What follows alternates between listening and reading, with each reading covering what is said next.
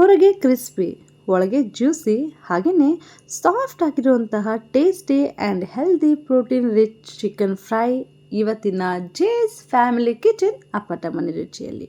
Chicken ಇಷ್ಟಪಡೋರ್ಗಂತೂ ಈ ಒಂದು dish ತುಂಬ ಸ್ಪೆಷಲ್ ಆಗಿರುತ್ತೆ ಅಂತಲೇ ಹೇಳ್ಬೋದು. ಯಾಕಂತ ಹೇಳಿದ್ರೆ ಇದು ಕಮ್ಮಿ ಸಮಯ, ಹಾಗೆಯೇ ಮಾಡೋದಕ್ಕೆ ತುಂಬ ಸುಲಭ. ಯಾರೆಲ್ಲ ಜಿಮ್ಗೆ ಹೋಗ್ತಿದ್ರು ಅಂಥವ್ರಂತರೂ ಈ ಒಂದು ಡಿಶ್ನ ಮಾಡ್ಕೊತೀನಿ. ಹೈ ಪ್ರೋಟೀನ್ ಜೊತೆಗೆ ಟೇಸ್ಟಿ ಕೂಡ ಡಬಲ್ ಆಗಿರುತ್ತೆ. ಇನ್ನು ಸಣ್ಣ ಮಕ್ಳಿಗಷ್ಟೇ ಈ ಒಂದು ರೆಸಿಪಿನ ಮಾಡಿಕೊಡಿ, ತುಂಬ ಖುಷಿಪಟ್ಟು ತಿಂತಾರೆ. ಈ ಒಂದು ಟೇಸ್ಟಿ ಆಗಿರುವಂಥ ಹೈ ಪ್ರೋಟೀನ್ ಇರುವಂತಹ ಚಿಕನ್ ಫ್ರೈ ಯಾವ ರೀತಿಯಾಗಿ ಮಾಡೋದು ಬನ್ನಿ ನೋಡೋಣ. 200 ಗ್ರಾಮಷ್ಟು ಬೋನ್ಲೆಸ್ ಚಿಕನ್ನ ತೊಗೊಂಡಿದ್ದೀವಿ. ಚೆನ್ನಾಗಿ ವಾಶ್ ಮಾಡಿ ಇಟ್ಕೊಂಡಿರಬೇಕು.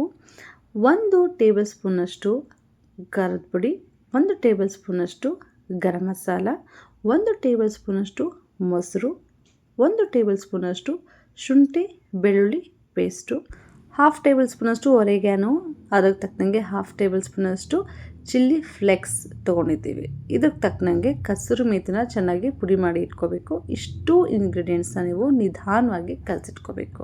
ನೋಡಿ, ಇದೊಂದು ಮಾಡೋದಕ್ಕೆ ಇಷ್ಟೇ ಇಂಗ್ರೀಡಿಯೆಂಟ್ಸ್ ಸಾಕು, ತುಂಬ ಚೆನ್ನಾಗಿರುತ್ತೆ. ಜಿಮ್ಗೆ ಹೋಗೋರ್ಗಂತೂ ಹೈ ಪ್ರೋಟೀನ್ ಸಿಗುತ್ತೆ. ಹಾಗೆಯೇ ಮನೇಲಿ ಚಿಕ್ಕ ಮಕ್ಕಳು ಏನಾದರೂ ನಾನ್ ವೆಜ್ ಬೇಕು ಅಂತಂದಾಗ ಒಂದು 15 to 20 ಮಿನಿಟ್ಸಲ್ಲಿ ಅದನ್ನ ನೀವು ಮಾಡಿಕೊಡ್ಬೋದು. ತುಂಬ ಚೆನ್ನಾಗಿರುತ್ತೆ.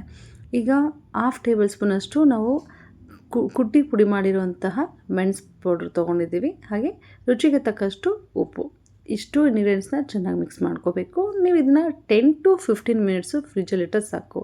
ಸ್ನೇಹಿತರೆ ನೋಡಿ, ಈಗ ಕಲರ್ ಯಾವ ರೀತಿಯಾಗಿದೆ. ಇದನ್ನ ಫ್ರಿಜ್ಜಲ್ಲಿ ಒಂದು 15 ಮಿನಿಟ್ಸ್ ಇಟ್ಟಾದಮೇಲೆ ನಾವು ತೆಗಿತೀವಲ್ಲ, ಕಲರ್ ಯಾವ ರೀತಿಯಾಗಿರುತ್ತೆ ಅಂತಂದರೆ ಚಿಕನ್ಗೆ ಮಸಾಲ ತುಂಬ ಚೆನ್ನಾಗಿ ಹೊಂದ್ಕೊಂಡೋಗಿದೆ. ಅದಾದಮೇಲೆ ಒಂದು ಪ್ಯಾನಿಗೆ ನೀವು 1 ಟೇಬಲ್ ಸ್ಪೂನಷ್ಟು ಎಣ್ಣೆನ ಸವರ್ಕೊಂಡು ವಿಡಿಯೋದಲ್ಲಿ ತೋರಿಸೋ ಹಾಗೆ ಪ್ರತಿಯೊಂದು ಬ್ರೆಸ್ಟ್ ಪೀಸ್ನ ಮಸಾಲ ಅಂಟ್ಕೊಂಡಿರುತ್ತಲ್ವ, ನೀವು ಅದನ್ನು ಜಸ್ಟ್ ಓಪನ್ ಮಾಡಿದ್ರೆ ಸಾಕು, ಆ ಘಮ ಘಮ ಅನ್ನೋ ಒಂದು ಸ್ಮೆಲ್ಗೆ ಬಾಯಲ್ಲಿ ನೀರು ಬರುತ್ತೆ. ಅಷ್ಟು ಚೆನ್ನಾಗಿರುತ್ತೆ. ತುಂಬ ಅಂದರೆ ತುಂಬಾ ಹೈ ಪ್ರೋಟೀನ್ ಇರೋವಂಥ ಈ ಒಂದು ಸ್ಪೆಷಲ್ ಡಿಶ್ನ ನೀವು ಮನೇಲಿ ಮಾಡ್ಕೊಂಡು ತಿನ್ನಲೇಬೇಕು. ಯಾರಾದರೂ ಫ್ರೆಂಡ್ಸು ಸಡನ್ನಾಗಿ ಬರ್ತಾರೆ ಅಂದರೂ ಕೂಡ ಅಷ್ಟೇ, ಅವ್ರು ಬರೋಕ್ಕಿಂತ ಮುಂಚೆನೇ ನೀವು ಮಸಾಲಾನ ರೆಡಿ ಮಾಡಿ ಇಟ್ಕೊಂಡು ಈ ರೀತಿಯಾಗಿ ಮಾಡಿಕೊಟ್ರೆ ತುಂಬ ಇಷ್ಟಪಟ್ಟು ತಿಂತಾರೆ. ಹಾಗೆಯೇ ಯಾರಿಗೆಲ್ಲ ಅಡುಗೆನೇ ಮಾಡೋಕ್ಕೆ ಬರೋಲ್ಲ ಗುರು, ಆದರೆ ಟೇಸ್ಟಿಯಾಗಿರುವಂತಹ ಚಿಕನ್ ಪಿಕ್ಕನ್ನವರು ಕೂಡ ಈ ಒಂದು ವಿಡಿಯೋನ ಶೇರ್ ಮಾಡಿ ಸಾಕು, ಅವರು ನಾವು ಮಾಡಿ ತೋರಿಸಿರೋಂಥ ಪ್ರೊಸೀಜರ್ನ ಫಾಲೋ ಮಾಡಿದ್ರೆ ಸಾಕು, ಸಖತ್ತಾಗಿರುವಂತಹ ಈ ಒಂದು high protein rich chicken fry ಸಖತ್ತಾಗಿ ಎಂಜಾಯ್ ಮಾಡಿಕೊಂಡು ತಿನ್ಬೋದು.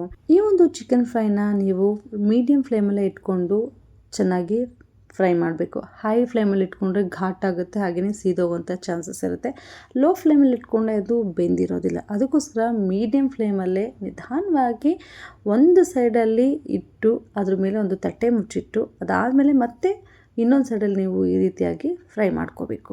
ಈ ಒಂದು ಪ್ರೋಟೀನ್ ರಿಚ್ ಚಿಕನ್ ಫ್ರೈನ ಮೀಲ್ಸ್ ಜೊತೆಗೆ ಸೈಡ್ ಡಿಶ್ ಆಗಿ ಕೂಡ ತಿನ್ಬೋದು.